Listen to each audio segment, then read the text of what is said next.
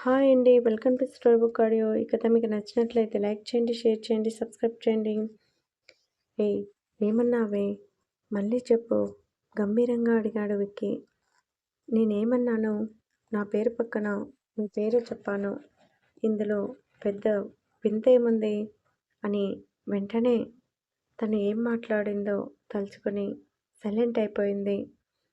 అబ్బా! పిల్ల దారికొచ్చావు. ఇదే మనకి కావాల్సింది. నువ్వు కృష్ణని లవ్ చేయటం లేదని నాకు ఎప్పుడూ తెలుసు మధు అని విక్కీ అనగానే మధు షాక్ అయ్యింది. నేను మా బావని లవ్ చేయటం లేదని నీకు ఎలా తెలుసు? ఆశ్చర్యంగా అడిగింది మధు.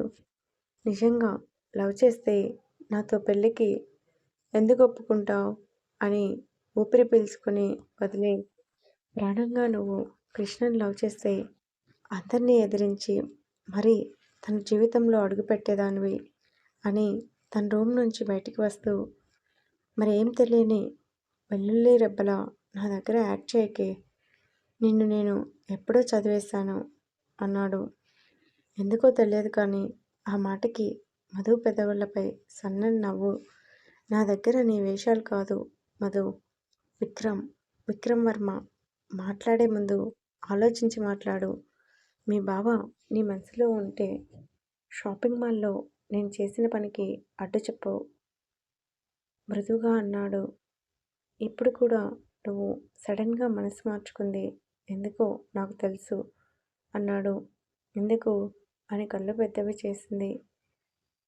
కష్టాలతో అలసిపోయావు. మీ నాన్న మాటలకి విసిగిపోయావు. మనసు చంపుకున్నావు. ఇప్పుడు అయినా మనశ్శాంతిగా బతకాలని నీ ఆలోచన.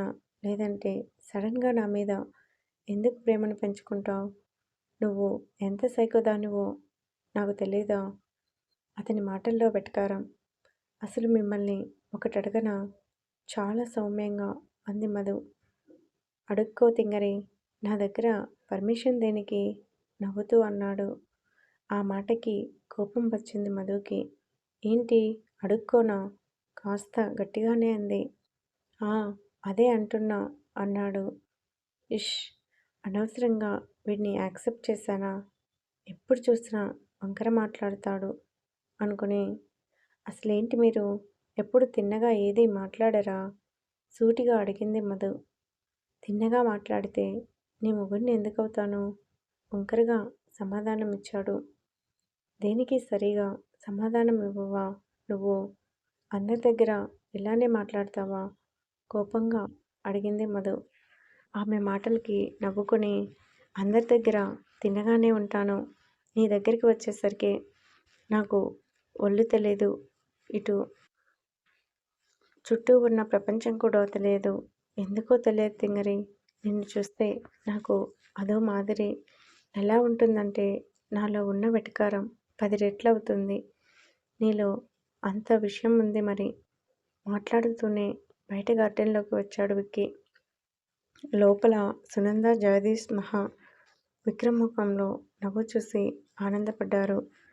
వీడి ముఖంలో నవ్వు చూస్తుంటే ఫోన్ చేసింది మన కోడలు అనుకుంటాను.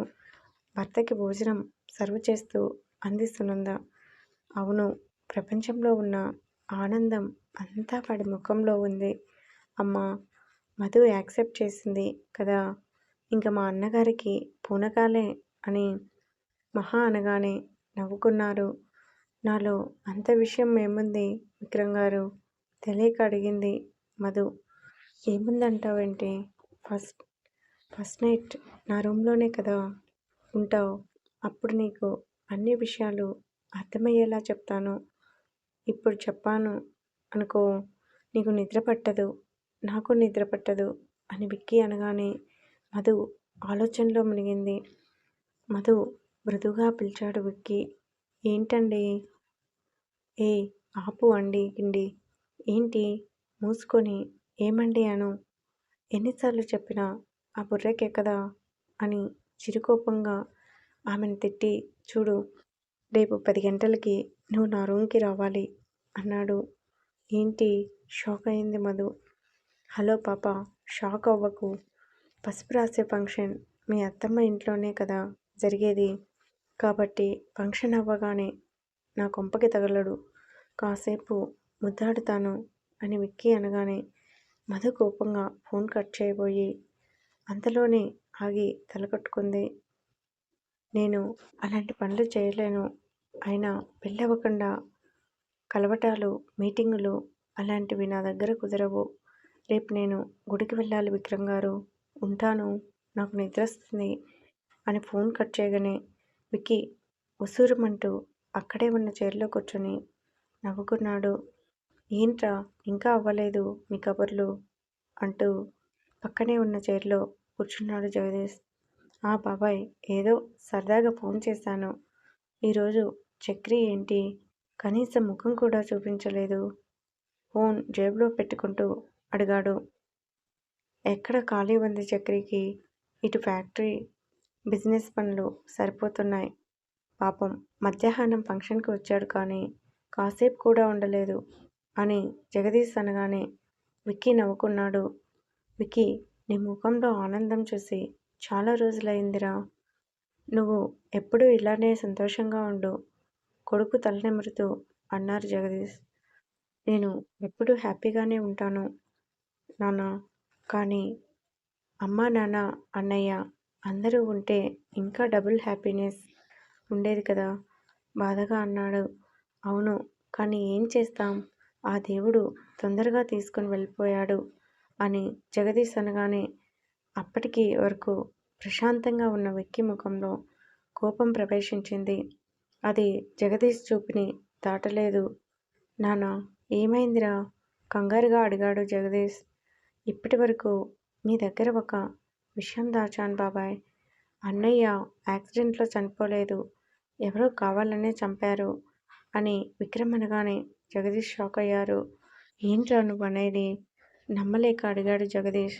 అవును బాబాయ్, ఈ విషయం నేను కిరణ్కి చెప్పాను. తన అంతా చూసుకుంటానని చెప్పి నా ఫోన్ లిఫ్ట్ చేయటం మానేశాడు. నాకు ఎందుకో కిరణ్కి నిజం తెలిసింది ఏమోనని నా అనుమానం అని విక్కీ అనగానే జగదీష్ ఆశ్చర్యపోయాడు. అసలు ఇవన్నీ నాకు తెలియకుండా ఎప్పుడు ఎంక్వైరీ చేశావు? కనీసం నాతో ఒక మాట అయినా చెప్పాలని అనిపించలేదా? కంగారుగా అడిగాడు జగదీష్. విక్కీ కోపం తెలిసి చెప్పినా మీరు నన్ను ముందుకు అడుగు వేయనిస్తారా? సూటిగా అడిగాడు. ఎలా వేయనిస్తాను? వంశానికి ఉన్న ఒక్కడిని నేను దూరం చేసుకోలేను. ఇప్పుడే చెప్తున్నాను. నువ్వు ఇంకా ఈ విషయం ఇంతటితో వదిలే కాదు కూడదు అని ముందుకు అడుగులు వేస్తే మాత్రం ఇకపై నీకు బాబాయ్ ఉండడు అని జగదీష్ అనగానే విక్కీ ఆశ్చర్యపోయాడు. అన్నీ తెలుసుండి ఇలా మాట్లాడుతున్నారు ఏంటి బాబాయ్? కోపంగా అన్నాడు విక్కీ. నాకు నువ్వు మహాముఖ్యం. నా పిల్లలు మీరే, నా ప్రపంచం మీరే. మీకు ఏమన్నా అయితే మీ బాబాయ్ ప్రాణాలతో ఉండలేడు అని బాధగా అనగానే విక్కీ ఏం మాట్లాడలేదు. అనవసరంగా విషయం బాబాయ్కి చెప్పి తప్పు చేశానా అనుకుని సైలెంట్గా తన రూమ్కి వెళ్ళాడు. బయటే ఉన్న జగదీష్ బాధపడ్డాడు. నన్ను క్షమించరా, నీతో ఇలా మాట్లాడకూడదు, కానీ ఏం చేయను. నిజాలు తెలిసిన మరుక్షణం నువ్వు హంతకుడు అవ్వటం నాకు ఇష్టం లేదు అనుకుని లోపలే బాధపడుతుండగా ఫోన్ వైబ్రేట్ అవ్వటంతో పేరు చూసి ఆశ్చర్యపోయాడు. ఆ ఫోన్ చేసింది ఎవరో కాదు, కిరణ్. కొనసాగుతుంది. ఆదరిస్తున్న అందరికీ థ్యాంక్ యూ.